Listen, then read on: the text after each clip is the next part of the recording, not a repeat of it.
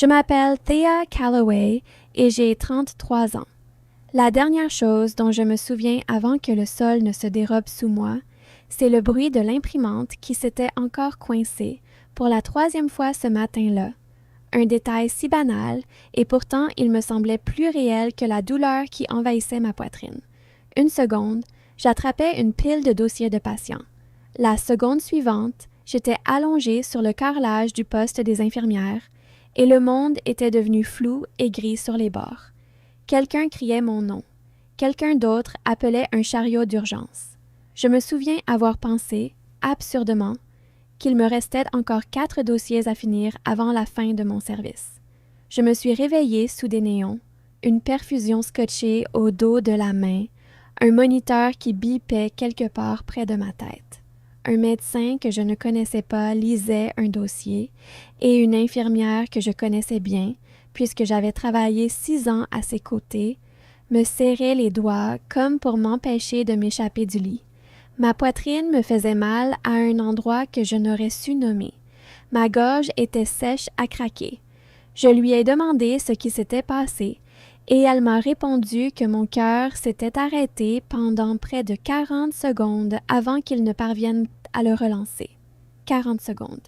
Je retournais ce chiffre dans ma tête comme s'il appartenait à la vie de quelqu'un d'autre. Ils m'ont dit qu'ils avaient appelé mes parents. Bien sûr qu'ils l'avaient fait. J'étais inscrite comme leur fille sur tous les formulaires de contact d'urgence que j'avais remplis depuis l'école d'infirmière. Et certaines habitudes sont difficiles à perdre, même quand on sait qu'on devrait. Je suis restée là pendant des heures, des tubes plantés dans le bras, mon pouls tracé sur un écran au-dessus de moi, à attendre. Chaque fois que la porte s'ouvrait, je tournais la tête, persuadée que ce serait ma mère, débarquant avec cette panique bien à elle qu'elle avait quand j'étais enfant et que je m'écorchais le genou. Ce n'était jamais elle. C'était une infirmière venue vérifier mes constantes, une résidente me demandant d'évaluer ma douleur sur 10 ou un aide-soignant apportant un plateau que je n'arrivais pas à avaler. Le deuxième jour, quand le cardiologue m'a expliqué que j'aurais besoin d'une intervention pour corriger l'arythmie qui avait failli me tuer, j'ai compris que quelque chose avait changé pour de bon, sans qu'on me laisse le temps de m'y préparer. Mes parents n'étaient toujours pas venus. Pas un appel, pas un message, rien qui m'attendait sur mon téléphone quand j'ai enfin eu la force de le regarder. Ce que j'ai trouvé, en faisant défiler l'écran d'une main encore tremblante à cause de la sédation, c'était une photo sur la page de ma sœur, Simone, rayonnante avec ses lunettes de soleil, sur la terrasse de mes parents, un verre de limonade qui perlait sur la table à côté d'elle. Ma mère riait juste à côté, son verre levé vers l'appareil. La légende tombait comme une gifle. Enfin, une journée sans drame. 62 mentions j'aime, une dizaine de commentaires pour dire à quel point la paix régnait enfin dans cette maison. J'ai relu la légende 2 fois, pour être sûre de ne pas mal comprendre, que la publication datait peut-être d'avant, qu'elle n'avait peut-être aucun rapport, mais l'horodatage correspondait presque exactement à l'heure où on m'avait emmenée en salle de cathétérisme. Pendant qu'un chirurgien faisait passer un fil dans la veine de ma jambe pour réparer ce qui avait arrêté mon cœur, ma mère trinquait à quel point la maison était calme sans moi. Je veux expliquer quelque chose sur ma famille parce que ça compte pour la suite. D'aussi loin que je me souvienne, j'avais toujours été celle qui posait problème. Celle qui posait trop de questions, qui résistait quand quelque chose lui semblait injuste, qui voulait une explication plutôt que des excuses vides de sens. Simone, elle, avait toujours été la préférée, celle qui approuvait tout ce que mes parents voulaient et qu'on récompensait pour ça. Pendant longtemps, j'ai cru que mon rôle dans la famille n'était qu'une phase, que je finirais par en sortir une fois qu'ils verraient à quel point je travaillais dur, tout ce que j'avais sacrifié, le chemin parcouru depuis la petite fille qui pleurait après chaque dispute de fête. Je suis devenue infirmière en partie pour ça, pour compter pour quelqu'un, pour être nécessaire d'une façon qu'on ne pouvait pas nier. Et j'étais là, nécessaire au sens le plus littéral qu'un être humain puisse l'être. Et les gens censés être présents avaient fait préférer une photo de limonade. Je n'ai pas pleuré en voyant cette publication. Je veux être honnête là-dessus parce qu'on s'attend souvent à des larmes dans un moment pareil. Ce que j'ai ressenti était différent, plus froid, plus net. Quelque chose en moi qui pliait depuis 33 ans venait enfin de trouver son point de rupture. Et au lieu de se briser, ça s'est durci en quelque chose de clair, de déterminé. J'ai posé le téléphone face contre la couverture de l'hôpital et j'ai fixé les dalles du plafond un long moment, en faisant tourner dans ma tête des chiffres qui n'avaient rien à voir avec mon rythme cardiaque. Parce qu'il y avait une chose que mes parents ignoraient que j'avais encore entre les mains. Une chose qu'ils avaient là toujours crue, définitivement acquise, rangée et oubliée, comme on oublie les choses qu'on pense ne jamais devoir remettre en question. Et allongé là, un fil tout juste sorti de la jambe, un moniteur qui traçait encore chaque battement d'un cœur qui avait failli s'arrêter pour de bon, j'ai repris mon téléphone, trouvé le numéro qu'il me fallait et passé mon premier appel. L'appel était pour Aaron Voss, l'avocat de longue date de mes parents, celui qui avait rédigé presque tous les documents juridiques signés par ma famille au cours des 20 dernières années, y compris celui que la plupart avaient commodément oublié que je faisais partie. 7 ans plus tôt, avant de mourir, ma grand-mère avait placé la maison du lac, dans le comté de Cattaraugus, dans une petite fiducie familiale. Et comme j'étais la seule petite fille à passer ses étés là-bas avec elle, à pêcher au bout du ponton et à l'aider à mettre les tomates en bocaux en août, elle m'avait nommée cofiduciaire aux côtés de ma mère. À l'époque, ça ressemblait à un geste sentimental, pas à une stratégie. Depuis, mes parents se rétinrent la propriété comme la leur. Ils la louaient en haute saison, y organisaient les fêtes, ne me demandaient jamais mon avis parce qu'ils supposaient, à raison pendant des années, que je ne m'y opposerais pas.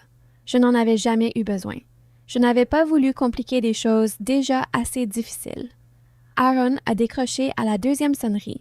Quand je lui ai expliqué d'où j'appelais et ce qui s'était passé, sa voix a changé instantanément.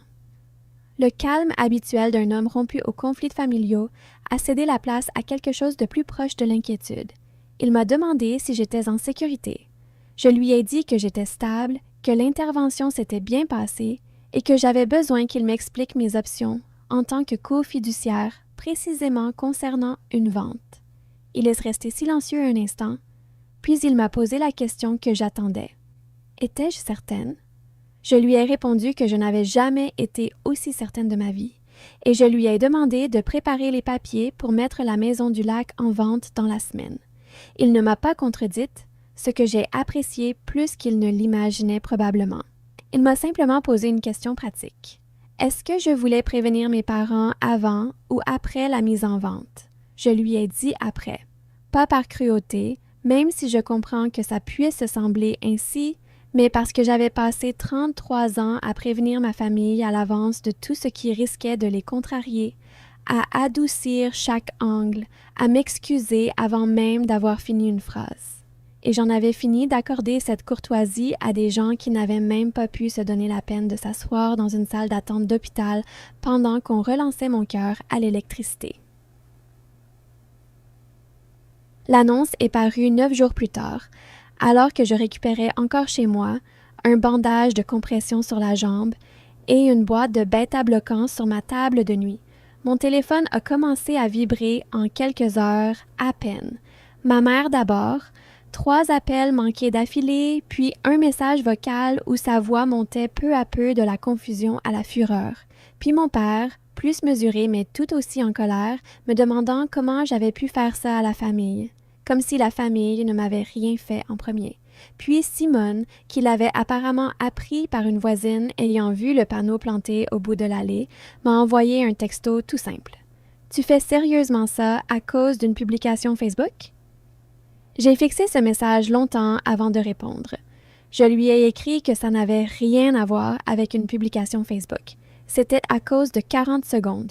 C'était à cause d'un lit d'hôpital et d'une porte qui restait vide et de toute une vie passée à être la fille qu'on traitait de difficile pour avoir voulu les mêmes soins basiques que tout le monde recevait dans cette famille sans qu'on les lui refuse. Je lui ai dit que voir cette photo de limonade et de lunettes de soleil pendant que j'étais en chirurgie n'avait rien déclenché de nouveau. Ça m'avait simplement montré quelque chose qui était vrai depuis très longtemps, quelque chose que j'avais eu trop peur de regarder en face, jusqu'à ce que mon propre cœur m'y oblige. Ma mère a fini par appeler et m'a demandé, la voix tremblante, s'il y avait quoi que ce soit qu'elle pouvait faire pour arrêter la vente. Je lui ai dit que les papiers étaient déjà déposés et que la première visite était prévue le week-end suivant. Elle m'a demandé comment je pouvais être aussi froide. Je lui ai répondu que j'avais appris ça des meilleurs. Ce n'était pas gentil, je ne prétends pas le contraire, mais c'était honnête, et l'honnêteté était devenue une denrée rare entre nous depuis très longtemps. La maison a été vendue 6 semaines plus tard à une jeune famille de Buffalo, qui prévoyait de refaire le ponton et de repeindre les volets d'une autre couleur. Aaron s'est occupé de la clôture de la vente et ma part des bénéfices est allée dans un compte réservé aux soins de suivi cardiaque que mon assurance ne couvrait pas entièrement. Plus un reste que j'ai mis de côté pour un voyage que je remettais à plus tard depuis des années. Mes parents ne m'ont plus adressé la parole depuis la date de la vente. Simone m'envoie encore des textos, de temps en temps, courts et raides, mais elle en envoie. Ce qui est déjà plus que ce que je peux dire des 2 personnes censées accourir dès qu'un hôpital prononce leur nom. Je repense parfois à cette légende. Enfin, une journée sans drame. Et je me demande s'ils ont fini par comprendre qui était vraiment le drame dans cette histoire. Un cœur qui a failli s'arrêter, un appel qui n'est jamais venu, une maison qui appartenait à tout le monde et qui n'appartient plus à personne, vendue par la seule fille qu'il ne s'attendait jamais à voir se rebeller. Si cette histoire vous a touché, si vous avez déjà été celui ou celle qui continuait d'être là pour des gens qui n'étaient jamais là pour vous, abonnez-vous, parce qu'il y a encore beaucoup d'histoires comme la mienne à raconter. Et je vous le promets, ce ne sera pas la dernière fois que quelqu'un décidera enfin que ça suffit.